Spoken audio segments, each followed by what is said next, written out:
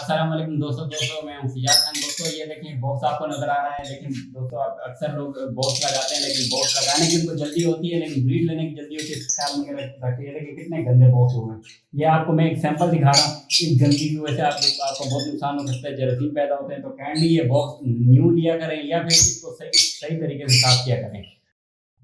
जी, तो दोस्तों देखें वो जो बस बॉक्स मैंने बताया था, ये अभी अल्लाह के फ़ज़ल से मैंने सारे धो-धा के स्प्रे करके साफ़-सुथरा करके मैंने रख दिया। अब नेक्स्ट टाइम जब मैं लगाऊँगा, इनको इंशाल्लाह एक दफ़ा फिर सफाई करके और नेस्टिंग दे के, न्यू नेस्टिंग दे के, तो इंशाल्लाह इनको मैं लगाऊँगा। तो इसी तरह आप कीजिएगा, बॉक्सों को धो के अच्छी तरह धो के अंदर से मुकम्मल तरीके से धो के साफ़-सुथरा करके और बॉक्स को धूप लगा के रख दीजिएगा, और इंशाल्लाह आप देखेंगे फिर ब्रीड का मज़ा।